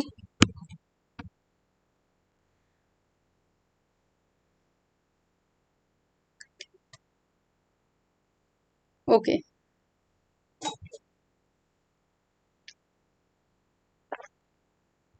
अब नेक्स्ट है हमारा माइटोसिस। माइटोसिस में क्या होगा, ये तो हमारा माइटोसिस के बारे में कंप्लीट हो गया। अब अगला है हमारा मियोसिस। मियोसिस एक सेल डिवीजन का टाइप है, जिस तरीके से माइटोसिस है उससे थोड़ा डिफरेंट है, लेकिन अब इसके बारे में पढ़ते हैं। माइटोसिस, ओके, तो इसमें क्या होगा, special type of cell division. ये क्या है, special type of cell division है। और इसमें क्या होगा, reduce number of chromosome by half. जब कोई भी सेल, अगर एक सेल माइटोटिक सेल डिवीजन से डिवाइड कर रही है तो फिर ये क्या करेगी, ये कोई एक सेल है, अगर इसमें मियोसिस हो गया, अगर इसमें मियोसिस होता है तो फिर ये क्या करेगी, अपने क्रोमोसोम को हाफ हाफ में डिवाइड कर लेगी। जैसे एक्चुअल में किसी एक इस सेल के पास में 2n क्रोमोसोम है, तो फिर इसकी डॉटर सेल में n और n क्रोमोसोम रह जाएंगे, यानी कि ये अपने क्रोमोसोम को हाफ नंबर से रिड्यूस कर लेगी। ये special type of cell division है, जिसमें क्या होता है, क्रोमोसोम हाफ नंबर से रिड्यूस हो जाते हैं। इसमें क्या होगा, प्रोड्यूस हैप्लॉइड डॉटर सेल, यानी कि यही कि इसमें हैप्लॉइड डॉटर सेल प्रोड्यूस होंगे, यानी कि इनके पास नंबर ऑफ क्रोमोसोम आधे होंगे। आगे क्या है, production of haploid phase in the life cycle of sexual reproducing organism, यानी कि ये ज़्यादातर हमें किस में दिखाई देगी, हैप्लॉइड फेज मियोसिस की हमें किस में दिखाई देगी, हैप्लॉइड लाइफ साइकिल में, जिसकी ज़्यादातर जब सेक्सुअल रिप्रोडक्शन अकर होता है तो हमें ये मियोसिस अकर होती है। मियोसिस मोस्टली उन सेल्स में होती है जो सेक्सुअल रिप्रोडक्शन में पार्टिसिपेट करती हैं। इसके बाद में fertilization restore the diploid phase. Fertilization क्या करता है, रिस्टोर करता है डिप्लॉइड फेज को। आगे क्या है, मियोसिस में क्या होगा, 2 साइकिल ऑफ न्यूक्लियर डिवीजन। इसमें न्यूक्लियर डिवीजन की 2 साइकिल होंगी, एक तो मियोसिस फर्स्ट के द्वारा, एक होगी मियोसिस सेकंड के द्वारा। तो ये स्टूडेंट को थोड़ा टिपिकल कॉन्सेप्ट लगता है, लेकिन इतना ज़्यादा टिपिकल है नहीं, ये सिंपल कॉन्सेप्ट है, तो इसको इजीली समझा जा सकता है। बस ये थोड़ा सा लेंदी है, लेकिन डिफिकल्ट बिल्कुल नहीं है। ओके, तो फिर मियोसिस की ये थोड़ा सा बता दिया, ओवरव्यू है कि मियोसिस होता क्या है, मियोसिस किन किन सेल्स में होगा, मियोसिस में कैसे होगा, ठीक है। उसके बाद में मियोसिस फर्स्ट को आप अच्छे से पढ़िए कि मियोसिस फर्स्ट में क्या होगा, अटेंशन से सुनिएगा। मियोसिस फर्स्ट में ये क्या है, रिडक्शनल डिवीजन है, रिडक्शनल फेज है डिवीजन की। तो इसमें क्या होगा, प्रोफेज फर्स्ट स्टार्ट होगा, प्रोफेज फर्स्ट इसकी पहली स्टेज है प्रोफेज फर्स्ट। तो इसमें इसमें क्या होगा, प्रोफेज फर्स्ट भी एक्चुअल में 5 पार्ट में डिवाइड है इसकी। तो फिर आप इसको समझ लीजिए अच्छे से, सिंपल है, बस इसमें पता करना होता है कि किस फेज में क्या हो रहा है। ओके, तो नंबर 1 है लेप्टोटीन। लेप्टोटीन क्या है, इसकी प्रोफेज की फर्स्ट स्टेज है। तो इसमें क्या होगा, ये CHR क्रोमोसोम को इंडिकेट करता है। तो CHR आप कंफ्यूज मत होइए, ये क्रोमोसोम है। Chromosome visible under light microscope. अगर हम किसी भी सेल्स को माइक्रोस्कोप में लगा करके देखें, अगर उसकी डिप्लोटीन स्टेज होगी तो फिर उसमें क्या होगा, में क्रोमोसोम विजिबल होंगे माइक्रोस्कोप के अंदर। इसके बाद में क्या होगा, कंपैक्शन ऑफ क्रोमोसोम, यानी कि क्रोमोसोम कंपैक्ट होने लग जाएंगे। Compaction of chromosome continuous through out leptotene. Leptotene में क्या होता है कि इसमें लगातार क्रोमोसोम कंपैक्ट होने लग जाते हैं। ओके, तो फिर इसके 2 पॉइंट है, एक तो ये विजिबल होंगे लाइट माइक्रोस्कोप में, तो आप इससे याद रखिएगा, जिसकी L से लेप्टोटीन है, L से ही लाइट माइक्रोस्कोप है, तो इन दोनों का आप कॉम्बिनेशन से याद कर सकते हैं। इसके बाद में compaction of chromosome continuous through out leptotene. Leptotene में क्या होगा, क्रोमोसोम का कंपैक्शन लगातार चलता रहेगा। आगे क्या है, जाइगोटीन। जाइगोटीन में क्या होगा, homologous chromosome known as synapsis. Zygotene क्या है, जाइगोटीन में होमोलोगस क्रोमोसोम होमोलोगस क्रोमोसोम बन जाते हैं। तो इसमें क्या होगा, इसको हम साइनेप्सिस कहते हैं। जब हमारे होमोलोगस क्रोमोसोम बन के तैयार हो जाएंगे तब हम उसको साइनेप्सिस कहेंगे, जिसकी एक क्रोमोसोम ये है, एक क्रोमोसोम ये है, तो ये एक दूसरे के होमोलोगस क्रोमोसोम है, तो ये हमारा साइनेप्सिस कहलाता है। आगे क्या है, फॉर्मेशन ऑफ साइनेप्टोनेमल कॉम्प्लेक्स। जैसे सिंपली क्वेश्चन आता है कि सिनेप्टोनेमल कॉम्प्लेक्स का फॉर्मेशन किस स्टेट में होगा, तो फिर ये हमें पता होना चाहिए, सिनेप्टोनेमल कॉम्प्लेक्स का फॉर्मेशन जाइगोटीन में होता है। तो फिर आप ये ध्यान रखिएगा, सिनेप्टोनेमल कॉम्प्लेक्स का फॉर्मेशन जाइगोटीन में होगा, और it's formation by part of homologous chromosome known as bivalent and tetrad. तो इस तरीके से क्वेश्चन आता है कि बाइवेलेंट एंड टेट्रेट का फॉर्मेशन किस में होता है, तो ये भी हमें पता होना चाहिए कि जाइगोटीन में होगा। ओके, इसके बाद में leptotene and zygotene short compared to the pachytene. Leptotene और जाइगोटीन पेकाइटिन की कंपैरिजन में बहुत शॉर्ट है। अब पेकाइटिन 3rd स्टेज है इसकी, तो फिर इसमें क्या है, जाइगोटीन और लेप्टोटीन तो बहुत छोटी छोटी स्टेज है, लेकिन पेकाइटिन जो आएगी वो बहुत बड़ी स्टेज होगी। अब जाइगोटीन के बारे में थोड़ा और जान लेते हैं। जैसे होमोलोगस क्रोमोसोम मैंने आपको बताया, होमोलोगस क्रोमोसोम जब बन जाते हैं, इसको कहते हैं पेयरिंग ऑफ होमोलोगस क्रोमोसोम। तो यहाँ पे क्या होने लग जाएगी, इसको हम साइनेप्टोनेमल कॉम्प्लेक्स कहेंगे। इसका नेम होता है जब होमोलोगस क्रोमोसोम बन जाते हैं। तो ये साइनेप्टोनेमल कॉम्प्लेक्स यहाँ पे फॉर्मेशन हो गया। अब क्या होगा, फॉर्मेशन ऑफ साइनेप्टोनेमल कॉम्प्लेक्स हो गया। इसके बाद में क्या होगा, it's formation bye pair of homologous chromosome is called bivalent और टेट्राड। ये बाइवेलेंट भी हो सकता है और टेट्राड भी हो सकता है। ठीक है, तो फिर आप इसको याद रखिएगा कि पेयरिंग ऑफ होमोलोगस क्रोमोसोम किस में हो रहा है, जाइगोटीन में हो रहा है, और फॉर्मेशन ऑफ सिनेप्टोनेमल कॉम्प्लेक्स ये जाइगोटीन में। ये इंपॉर्टेंट टर्म है, इसके लिए सबसे ज़्यादा इंपॉर्टेंट यही है, सिनेप्टोनेमल कॉम्प्लेक्स और बाइवेलेंट और टेट्रेट का बनना। ओके, इसके बाद में आई पेकाइटिन, जो कि पहले ही मेंशन है कि ये थोड़ी बड़ी स्टेज है। तो बड़ी स्टेज इसमें क्या होगा, पेकाइटिन में 4 क्रोमोसोम 2 ईच बाइवेलेंट, चार chromatid of each bivalent become distinct and clearly appear at tetrad। यानी कि इसमें क्या होगा, 4 क्रोमोसोम होंगे, 4 क्रोमेटिड ऑफ ईच बाइवेलेंट, यानी कि हर एक बाइवेलेंट के chromatid become distinct and clearly appear in tetrad. जो डिस्टिंक्ट हो जाएंगे यानी कि अलग अलग हो जाएंगे और बहुत अच्छे से हमें अपेयर होने लग जाएंगे टेट्राड की फॉर्म में, पेकाइटिन स्टेट में। आगे क्या है, ये काफी इंपॉर्टेंट है, रिकॉम्बिनेशन नोड्यूल फॉर्मेशन। इसमें रिकॉम्बिनेशन नोड्यूल फॉर्मेशन होता है। पर सिंपल क्वेश्चन ऐसे ही आता है कि रिकॉम्बिनेशन नोड्यूल किस में फॉर्म होता है, तो फिर ये हमें पता होना चाहिए रिकॉम्बिनेशन नोड्यूल हमारा इसमें फॉर्म होता है, फॉर्मेशन रिकॉम्बिनेशन नोड्यूल पेकाइटिन में होता है। इसके बाद में when crossing over occur between non sister chromatid, तो नॉन सिस्टर क्रोमेटिड के बीच में क्रॉसिंग ओवर होता है। क्रॉसिंग ओवर का तो काफ़ी इम्पोर्टेंट टर्म है, क्रॉसिंग ओवर तो काफ़ी इम्पोर्टेंट है। क्रॉसिंग ओवर ये ना हर जगह पूछा जाता है, मतलब ज़्यादातर आप कोई भी एग्जाम देंगे तो आपको क्रॉसिंग ओवर का क्वेश्चन कहीं ना कहीं पूछ लिया जाएगा। क्रॉसिंग ओवर किस में होता है? क्रॉसिंग ओवर अकर इन पेकाइटिन स्टेज, पेकाइटिन स्टेज में क्रॉसिंग ओवर होता है। तो ये आप काफ़ी इम्पोर्टेंट है, आप इसको याद रखिए। Crossing over occur between non sister chromatid, वो किस में हमारा क्रॉसिंग ओवर शो होगा? पेकाइटिन स्टेट में क्रॉसिंग ओवर स्टार्ट होगा। इसके बाद ये देखें क्रॉसिंग ओवर, क्रॉसिंग ओवर में क्या होता है? एक्चुअल क्रॉसिंग ओवर है क्या? तो क्रॉसिंग ओवर में हम पढ़ते हैं exchange of genetic material between two homologous chromosome. जिसके दो होमोलोगस क्रोमोसोम है, ये एक क्रोमोसोम है, एक ही क्रोमोसोम है, ये दो होमोलोगस क्रोमोसोम है, तो इसके बीच में क्या होगा? इस तरीके से ये दो होमोलोगस क्रोमोसोम है, तो इसका जेनेटिक मटेरियल एक दूसरे से एक्सचेंज हो जाता है।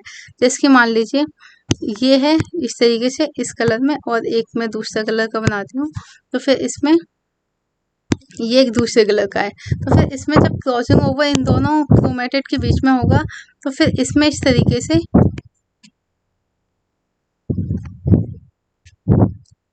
से बन जाएगा इसमें, यानी कि इसका कुछ मटेरियल एक्सचेंज हो जाएगा इस तरीके से। यहाँ पे क्या होगा? यहाँ पे जेनेटिक मटेरियल कुछ ना कुछ एक दूसरे के साथ में एक्सचेंज हो गया, तो इसको कहते हैं क्रॉसिंग ओवर। ये इससे पहले एक स्टेज इस तरीके से और आती है, जैसे कि ये बना हुआ है यहाँ पर, तो और ये क्या होगा? दूसरा क्रोमोसोम जो रेड कलर में है वो इस तरीके से यहाँ पर ऐसे बन जाएगा, ये बीच में यहाँ पे एक फॉर्मेशन हो जाएगा नोड्यूल का, तो फिर हम इसको कहेंगे रिकॉम्बिनेशन नोड्यूल। तो ये हमारा रिकॉम्बिनेशन नोड्यूल है। ओके, इसको हम कहेंगे रिकॉम्बिनेशन नोड्यूल।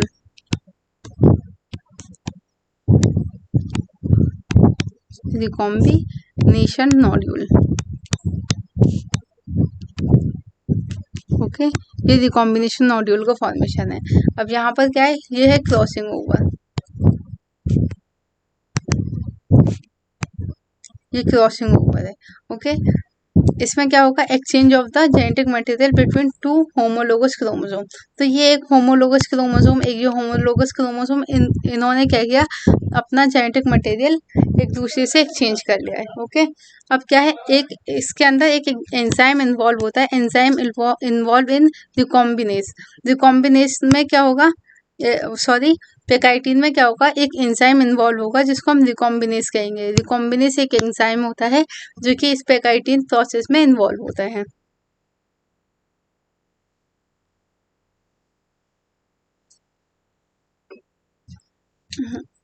आगे पढ़ते हैं डिप्लोटीन।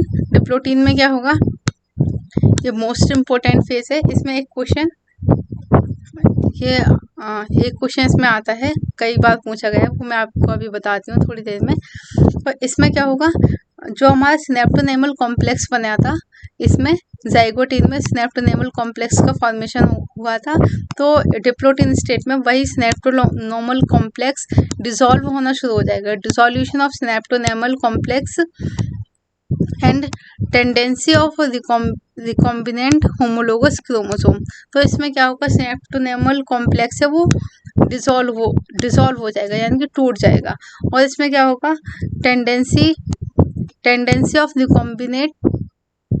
रिकॉम्बिनेंट होमोलोगस क्रोमोसोम, तो होमोलोगस क्रोमोसोम के को रिकम्बाइन करने की टेंडेंसी इसमें प्रेजेंट होती है। और आगे क्या है?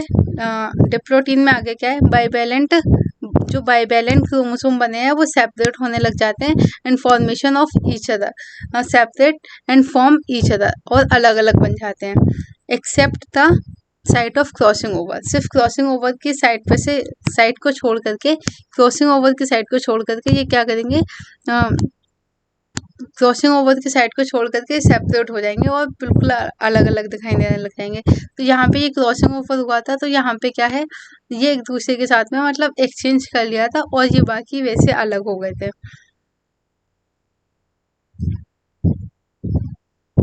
और इसमें क्या होता है, ये एक इम्पोर्टेंट टर्म है, x shape x shape structure formation होगा, इसको हम काइस्मेटा बोलते हैं। काइस्मेटा एक्स शेप स्ट्रक्चर को बोलते हैं।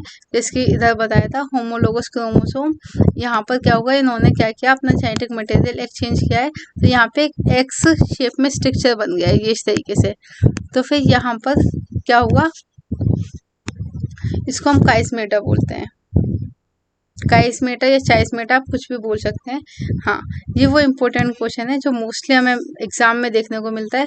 oocyte of some vertebrate arrest in this phase, यानी कि वर्टिब्रेट्स में जो oocyte होता है, oocyte जो अरेस्ट कर लिया जाता है, जिसे हम पढ़ेंगे आगे 12th क्लास के चैप्टर में रिप्रोडक्शन इन ह्यूमन, तो फिर उसमें पता चलता है जो oocyte होता है, oocyte of some vertebrate arrest in this phase, इस फेज में क्या होता है, oocyte को अरेस्ट कर लिया जाता है।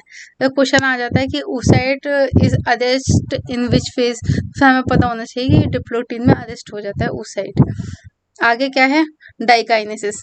डाइकाइनेसिस में क्या क्या होगा,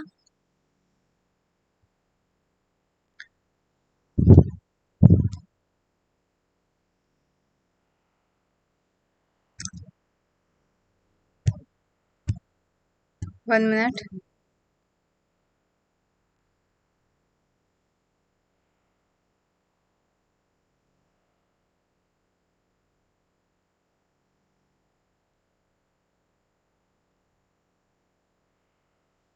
तो डाइकाइनेसिस में हमारा, जिसकी टर्म डाइकाइनेसिस में हमारा स्टार्ट हो जाता है, इसका मार्ग क्या है, हमें कैसे पता चलेगा डाइकाइनेसिस स्टार्ट हो गई, तो इसका ये मार्ग है टर्मिनलाइजेशन ऑफ काइस्मेटा। काइस्मेटा जो होंगे वो उनका टर्मिनलाइजेशन होना स्टार्ट हो जाएगा, यानी कि वो अपने अलग अलग पोजीशन पर जाना शुरू हो जाएंगे।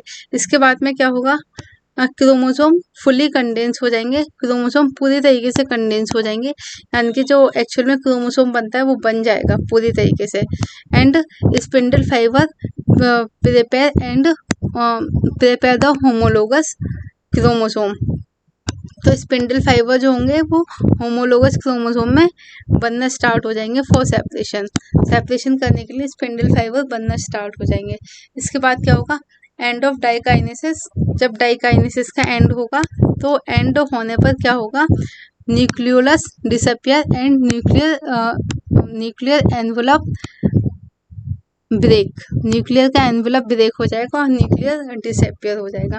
तो फिर इसमें क्या होता है, जिसकी हमने 5 स्टेट पढ़ी, leptotene, zygotene, diakinesis, leptotene, zygotene, pachytene and diplotene, ये 4th फेज है, और 5th है डाइकाइनेसिस। तो इन 4th फेज में हमने ये पढ़ा, जिसके एक क्रोमोसोम है, पहले वो किस तरीके से उसने अपना जेनेटिक मटेरियल डबल किया, तो उसने रिकॉम्बिनेशन नोड्यूल बनाया, उसके बाद में बाइवेलेंट वगैरह ये बने, पेकाइटिन बना, सॉरी पेकाइटिन स्टेज आई इसके बाद में। उसके बाद में क्या होगा, क्रॉसिंग ओवर स्टार्ट हुआ, क्रॉसिंग ओवर स्टार्ट हुआ, रिकॉम्बिनेशन नोड्यूल इसके अंदर बना था। उसके बाद में इन्होंने अपना जेनेटिक मटेरियल को एक्सचेंज किया था, जब इन्होंने जेनेटिक मटेरियल अपने एक्सचेंज किया तो वहाँ पे काइस्मेटा का भी फॉर्मेशन हुआ था। अब इसके बाद में यहाँ पर क्या हुआ, हम इसमें पढ़ते हैं ये क्रोमोसोम हाफ हो जाते हैं, यानी कि अपने नंबर से हाफ हो जाते हैं। तो इसके लिए ये सब हो रहा है कि ये किस तरीके से अपनी जेनेटिक इन्फॉर्मेशन को आगे किसी सेल में प्रोसीड कर सके। तो इसमें क्या होगा, जैसे डाइकाइनेसिस में क्या है, क्रोमोसोम कम्प्लीटली कंडेंस हो जाएंगे, ये मैंने आपको बता दिया, कंप्लीट तरीके से 5 फेज एक्सप्लेन कर दिए। तो फिर इसमें क्या होगा, अब ये क्रोमोसोम हमारे कंप्लीट बन चुके हैं, अब बारी आती है इसके डिवीजन की। अब ये किस तरीके से सेल डिवाइड करेगी, तो फिर इसमें प्रोफेज फर्स्ट पढ़ लिया, फर्स्ट की 5 स्टेट पढ़ ली। जैसे प्रोफेज फर्स्ट था स्टार्टिंग में, प्रोफेज फर्स्ट, और प्रोफेज फर्स्ट की 5 स्टेट पढ़ी थी।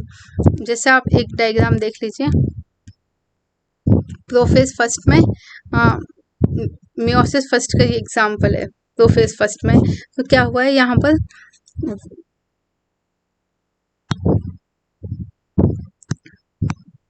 ये प्रोफेज फर्स्ट है। तो इसमें क्या हुआ है, ये सिर्फ उसी तरीके से जैसे हमने पढ़ा था माइटोसिस का, सिर्फ इसमें होमोलोगस क्रोमोसोम बढ़ गए हैं। तो फिर न्यूक्लियर एनवेलप है और ये सेंट्रोसोम से जो अपोजिट पोल पर मूव कर रहे हैं। अब प्रोफेज फर्स्ट की जो 5 स्टेट हैं जो मैंने आपको एक्सप्लेन कर दी हैं। इसके बाद में आएगा मेटाफेज फर्स्ट। मेटाफेज फर्स्ट में क्या होगा, ये क्रोमोसोम इस तरीके से अलाइन हो जाएंगे इधर की तरफ और ये स्पिंडल फाइबर आएंगे, इनको एक तरीके से पकड़ के ले जाएंगे ऊपर की तरफ, अपनी तरफ खींचने लग जाएंगे। ये यहाँ पर स्पिंडल फाइबर ने इनको ऊपर की तरफ खींच लिया है। अब इसके बाद में ये सेल अब ये डिवाइड हो जाएगी इस तरीके से, सेल का डिवीजन हो जाएगा, साइटोप्लाज्म में भी डिवाइड करना शुरू कर देगा। अब मेटाफेज फर्स्ट में जैसे मैंने आपको वहाँ एक्सप्लेन किया, इसमें देख लीजिए bivalent chromosome aligning on the equatorial plate. ये बाइवेलेंट क्रोमोसोम है, वो अलाइंग हो जाते हैं इक्वेटोरियल प्लेट पर मेटाफेज फर्स्ट में।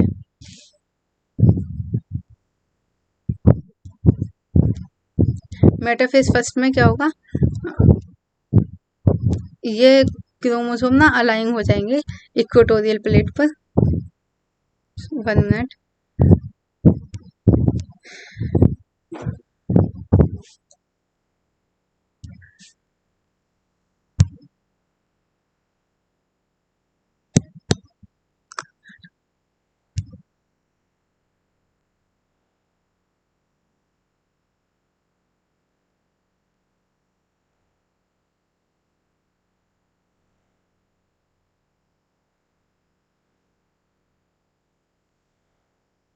ओके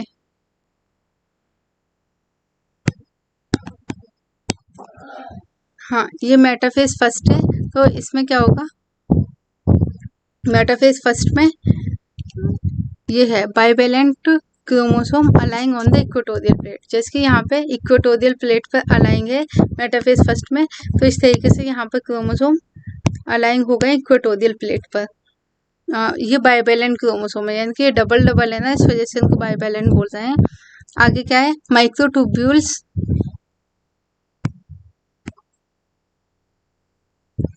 माइक्रोट्यूब्यूल और ये क्या होता है, माइक्रोट्यूब्यूल और spindle fibre attach to the kinetochore of the homologous chromosome. तो फिर इसमें क्या होगा, जो माइक्रोट्यूब्यूल्स हैं स्पिंडल फाइबर की, वो क्या करेंगे, होमोलोगस क्रोमोसोम से अटैच हो जाएंगी और इसके बाद में क्या होगा, attach to the kinetochore attach to the kinetochore of the homologous chromosome. तो यहाँ पे ये होमोलोगस क्रोमोसोम से अटैच हो गई हैं। इसके बाद में आएगा एनाफेज। एनाफेज में क्या होगा, सॉरी ये सेकंड नहीं है, ये फर्स्ट है, anaphase first. Okay, anaphase first में क्या होगा, एनाफेज में क्या होगा, होमोलोगस क्रोमोसोम सेपरेट हो जाएंगे, homologous chromosome separate and sister chromatid remain associated at the centromere. तो इसमें क्या होगा, जो होमोलोगस क्रोमोसोम सेपरेट हो जाएंगे और जो भी क्रोमोसोम है ना अपने अपने सेंटर की तरफ पहुंच जाएंगे। इसके एनाफेज में ये यहाँ पे सेंटर की तरफ पहुंचते जा रहे हैं क्रोमोसोम और इक्वेटोरियल प्लेट से बिल्कुल अलग हो गए और स्पिंडल फाइबर से ये खींचते हुए ऊपर जा रहे हैं। इसके बाद में आएगा ये एनाफेज। इसमें इसके बाद है इसमें the nuclear membrane and nucleus reappear. हाँ, ये टीलोफेज है आपका, इधर टीलोफेज फर्स्ट है, एनाफेज के बाद में टीलोफेज फर्स्ट आती है। तो हाँ ये ओके, ये टीलोफेज फर्स्ट है। तो इसमें क्या है, टीलोफेज फर्स्ट में हाँ the nuclear membrane and nucleolus reappear. Nuclear membrane है और न्यूक्लियोलस क्या होने लग जाएगा, दोबारा से बनने लग जाएगा। And cytokinesis followed by the cytokinesis follows and this is called dyad of the cell. Dyad of the cell यानी कि इसको हम सेल का डाइट कहते हैं। जब ये बन जाता है तो फिर ये दो क्रोमोसोम इस तरीके से ऊपर चले जाते हैं, इस तरीके से दो क्रोमोसोम, तो ये डाइट की फॉर्म में जाते हैं ऊपर की तरफ, एक सेल में पहुंचेंगे ये, और इसी तरीके से जो क्रोमोसोम नीचे वाले सेल में आएंगे वो इसी तरीके से जाएंगे। इसको डाइट कहते हैं, डाइट की फॉर्म में, यानी कि दो दो की फॉर्म में पहुंचे इस वजह से। इसके बाद में आएगा आपका मियोसिस सेकंड। तो मियोसिस सेकंड में क्या होगा, मियोसिस सेकंड, इसको कहेंगे हम इक्वेशनल डिवीजन। इक्वेशनल डिवीजन इसमें क्या होगा, रिजेंबल आ नॉर्मल माइटोसिस, यानी कि जो हमने पहले स्टार्टिंग में जब माइटोसिस पढ़ी थी तो बिल्कुल उसी से ही रिजेंबल करती है, इसमें कोई डिफरेंस नहीं है। आप उसको पढ़ लीजिए, इसको पढ़ लीजिए, बिल्कुल सेम है दोनों। लेकिन फिर भी मैं आपको बता देती हूँ, इसमें प्रोफेज उसी के जैसे ही प्रोफेज होगा, इसमें प्रोफेज सेकंड के नाम से है। तो इसमें क्या है, स्टार्ट इमिडिएटली आफ्टर साइटोकाइनेसिस। ये साइटोकाइनेसिस के बाद में ना बिल्कुल स्टार्ट हो जाती है। इसके बाद क्या होगा, nuclear membrane disappear and nuclear membrane disappear end of prophase second. जिससे प्रोफेज सेकंड का एंड आएगा वहां पे न्यूक्लियर मेम्ब्रेन डिसअपियर होना शुरू हो जाएगी। इसके बाद में क्रोमोसोम बिकम कम्पैक्ट।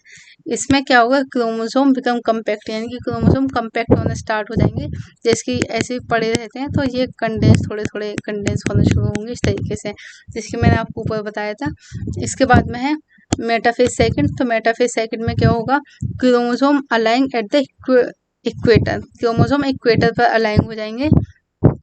बाद में क्या होगा, microtubule of spindle fibre get attach to the kinetochore of the sister chromatid.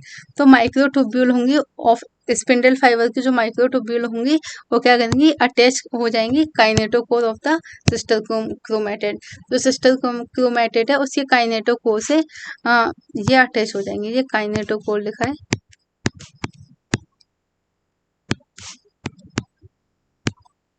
Kinetochore है, काइनेटोकोर से ये अटैच हो जाएंगे। इसके बाद में एनाफेज सेकंड आएगा, जो बिल्कुल माइटोसिस से रिसेंबल करती है। एनाफेज सेकंड में वही आएगा, splitting of chromosome, splitting of chromosome, sorry splitting of centromere. Centromere जो होगा वो स्प्लिट होना शुरू हो जाएगा। अलाउ क्रोमोसोम टू मूव, और क्रोमोसोम को मूव करने के लिए अलाउ कर देगा टूवर्ड्स अपोजिट पोल। अब ये अपोजिट पोल्स की तरफ मूव होना स्टार्ट हो जाएंगे। इसके बाद क्या होगा, of the cell by shortening of microtubule attach to the kinetochore. देखिए मैं आपको बताती हूँ इसमें एक्चुअल में क्या है। जैसे कि एक क्रोमोसोम के काइनेटोकोर से ये स्पिंडल फाइबर अटैच हो गया, सॉरी इसको मैं, जैसे ये क्रोमोसोम है और इसका ये काइनेटोकोर है, इस तरीके से काइनेटोकोर है। इससे क्या है, एक स्पिंडल फाइबर इस तरीके से मान लीजिए ये अटैच हो गया, स्पिंडल फाइबर एक नीचे की तरफ अटैच हो गया। सपोज इसी तरीके से यहाँ पर और भी क्रोमोसोम बने हुए हैं, जैसे ये और क्रोमोसोम है, तो इसमें स्पिंडल फाइबर अटैच हो गया, इस तरीके से अटैच है, इस तरीके से अटैच है। तो एक्चुअल में क्या होगा, ये स्पिंडल फाइबर के माइक्रोट्यूब्यूल्स हैं। जैसे ऊपर की तरफ सेंटोमेयर होता है जो माइक्रोट्यूब्यूल्स अपनी निकालता है, माइक्रोट्यूब्यूल इस तरीके से ये अटैच हो जाते हैं, ये अटैच हो जाते हैं क्रोमोसोम के इससे काइनेटोकोर से, क्रोमोसोम के काइनेटोकोर से अटैच हो जाते हैं।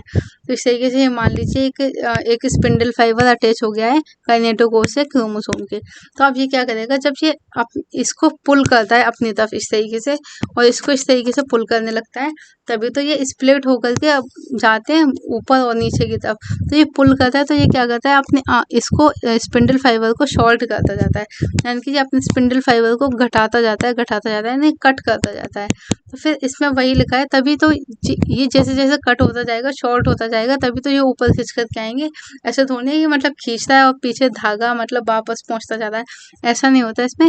यहाँ पे ये कटिंग होती जाती है और जैसे जैसे ये कटता जाता है तो ये ऊपर की तरफ ये शॉर्ट होता जाता है, तो अपने आप ऊपर पहुंच जाते हैं। इसी तरीके से ये इस तरीके से कटता जाएगा और शॉर्ट हो जाएगा, तो ये वापस पहुंचते जाएंगे उसमें, अपने ऊपर पोल्स की तरफ आ जाएंगे। तो फिर यही लिखा है, splitting of centromere aligning chromosome to move opposite pole. जब ये अपोजिट पोल पे मूव करेंगे तो इसके लिए क्या करना पड़ेगा, शॉर्टनिंग ऑफ माइक्रोट्यूब्यूल को शॉर्ट करना पड़ेगा जो काइनेटोकोर से अटैच है। इसमें यही लिखा है। इसके बाद में क्या है, टीलोफेज सेकंड में क्या होगा, mitosis and meiosis and with telophase. जो हमारी मियोसिस की प्रोसेस है वो एंड हो जाएगी टीलोफेज के आते आते, ये बिल्कुल ही एंड हो जाएगी। तो यहाँ पे ये एंड हो जाती है प्रोसेस। अब इसमें क्या होगा, two group of chromosome once again get enclose by the nuclear envelope. तो ये क्या होगा, two group of chromosome once again enclose, यानी कि एक दोबारा से ये एनक्लोज करने लग जाएंगे bye the nuclear envelope. Nuclear envelope में ये एनक्लोज करने लग जाएंगे वापस से। इसके बाद क्या होगा, cytokinesis follow resulting in the formation of tetrad. तो ये टेट्राड का फॉर्मेशन हो जाएगा इसमें साइटोकाइनेसिस के द्वारा। Cytokinesis follows resulting in the formation of tetrad. तो इसमें क्या होगा, टेट्राड का फॉर्मेशन हो जाएगा। तो ये हमारी फेज कंप्लीट हो गई है। अब इसके सिग्निफिकेंट पढ़ लेते हैं। Significant of meiosis. मियोसिस के सिग्निफिकेंट क्या है? नंबर 1 क्या है, conservation of specific chromosome. Conservation of specific chromosome number of specific in sexually reproducing organism. तो इसमें क्या होगा, कंजर्वेशन हो जाएगा, क्रोमोसोम नंबर का कंजर्वेशन हो जाएगा। Number of species in sorry एक मिनट सॉरी, इसमें क्या होगा, दोबारा पढ़ लेते हैं। Conservation of specific chromosome number, यानी कि क्रोमोसोम नंबर का कंजर्वेशन हो जाएगा of species in sexually reproducing organism, यानी कि जो स्पीसीज सेक्सुअली रिप्रोड्यूस करती हैं तो उसमें क्रोमोसोम नंबर का कंजर्वेशन हो जाएगा। अब क्या है, reducing chromosome number by half. तो इसमें ये हमने पहले भी पढ़ा था, तो क्रोमोसोम नंबर इसमें हाफ से रिड्यूस हो जाएगा। तो reducing chromosome number by half. Okay, आगे क्या है, increase genetic material variability in population of organism. Organism में क्या होगा, इसमें पॉपुलेशन में वेरिएशन आएगा। इसमें क्या है, वेरिएशन थोड़ा इंक्रीज होने लगता है, genetic variation, which is important for the process of evolution. Variation he evolution की एक मेन प्रोसेस है। जो इवोल्यूशन के लिए वेरिएशन काफ़ी इंपॉर्टेंट है, यानी कि जब वेरिएशन नहीं आएगा तो इवोल्यूशन हो ही नहीं पाएगा। ओके, तो ये था हमारा सिग्निफिकेंस ऑफ मियोसिस। तो इसी के साथ ये चैप्टर कंप्लीट हुआ। अब इसका एक छोटा सा डायग्राम बस उसी तरीके से prophase second, metaphase second, anaphase second और टेलोफेज सेकंड जो मैंने आपको बता दिया है, ये इस तरीके से मेटाफेज में तो अलाइन हो जाते हैं एक जगह पे। एनाफेज में क्या होने लगते हैं, ये डिवाइड होने लगते हैं ऊपर नीचे अपोजिट फोल्ड्स पर, और ये 4 डॉटर सेल का फॉर्मेशन हो गया और क्रोमोसोम हाफ से रिड्यूस हो गया। इसमें क्रोमोसोम नंबर हाफ से कम हो गए, सॉरी हाफ रहेगा इसमें, रिड्यूस बाय हाफ। ओके, तो यह हुआ चैप्टर कंप्लीट और इसमें ये स्टार्ट हुआ था। ये आपका 1 शॉर्ट लेक्चर है, तो इसको आप अच्छे से पढ़िए और समझिए। तो ये आपका पूरा cell cycle and cell division आपका कंप्लीट हो जाता है। और आपको इसको पढ़ने के बाद में एनसीईआरटी पढ़ना मस्ट है। आप अच्छे से एनसीईआरटी को रीड कीजिए और उसको अच्छे से पढ़िए।